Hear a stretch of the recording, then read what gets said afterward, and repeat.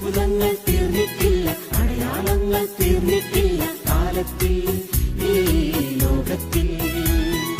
എൻ്റെ പേര് സജിത. ഞങ്ങൾ മഞ്ചേരിയിലാണ് താമസം. ജോലിയുമായി ബന്ധപ്പെട്ട് മേനോമ്പാറ എന്ന സ്ഥലത്താണ് താമസിക്കുന്നത്. എനിക്ക് കുറേ വർഷമായിട്ട് പരിചയമുള്ളൊരു വ്യക്തി ഉണ്ടായിരുന്നു. അവർക്ക് ഒരു വീട് വയ്ക്കാൻ സഹായത്തിനായി എന്നോടൊരു സഹായം ചോദിച്ചപ്പോൾ ഞാൻ എൻ്റെ കയ്യിലുള്ളൊരു 10 പവൻ്റെ സ്വർണവും എൻ്റെ പേരിലൊരു പേഴ്സണൽ ലോണും ആ പുള്ളിക്ക് ഞാൻ എടുത്തു കൊടുത്തു.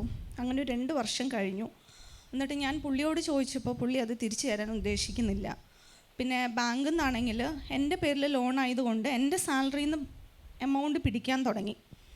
അപ്പോൾ വീട്ടിലെല്ലാവരും പറഞ്ഞു പോലീസിൽ പരാതിപ്പെടാം, അല്ലാതെ ഇത് വേറൊരു വഴിയില്ല എന്ന്. അപ്പോൾ ഞാൻ പറഞ്ഞു ദൈവം എനിക്ക് തരും എന്ന് പറഞ്ഞു.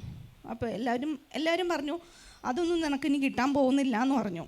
ഞാൻ പിന്നെ അച്ഛനോട് വന്ന് പ്രാർത്ഥിച്ചു, പ്രാർത്ഥനാ സഹായം അപേക്ഷിച്ചു. ഞാൻ ഇങ്ങനെ പുലർച്ചെ 3 മണിക്ക് എണീറ്റ് പ്രാർത്ഥിക്കാൻ തുടങ്ങി.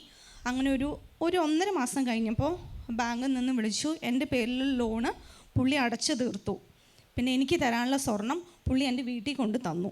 അതിനായിട്ട് ഞാൻ വേറെ ഒന്നും ചെയ്തില്ല, ദൈവത്തോട് അപേക്ഷിക്കുക മാത്രമേ ചെയ്തുള്ളൂ. അച്ഛനോട് ഒരു പ്രാർത്ഥന സഹായം ചോദിച്ചു, അങ്ങനെ എനിക്കത് തിരിച്ചു കിട്ടി. ഒറ്റ സുഹൃത്താണ്, പക്ഷേ സ്വർണം കൊടുക്കുമ്പോൾ അതിനൊരു തെളിവില്ലായിരുന്നു. മാത്രമല്ല സാലറി സർട്ടിഫിക്കറ്റ് വെച്ച് ലോൺ എടുത്തു കൊടുത്തു, ലോൺ അടച്ചില്ല. അല്ലെലിയ ഞാൻ സഹോദരിയോട് പറഞ്ഞു അവിടെ പോയി ഒന്ന് ചോദിക്കാമല്ലേ.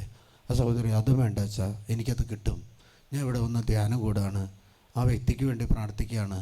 നമ്മുടെ ഒരു ക്രൈസ്തവനായ ഒരു കുടുംബത്തിലെ അംഗമാണ്. പക്ഷെ അവന് മാനസാന്തരം വന്നു. അതുകൊണ്ട് ലോൺ തിരിച്ചടച്ചെന്ന് മാത്രമല്ല 10 പവൻ തിരിച്ച് കൊണ്ടുവന്ന് വീട്ടിൽ കൊടുക്കുകയും ചെയ്യും. വലിയൊരു അത്ഭുതമാണ് ദൈവമകളുടെ ജീവിതത്തിൽ സംഭവിച്ചത്.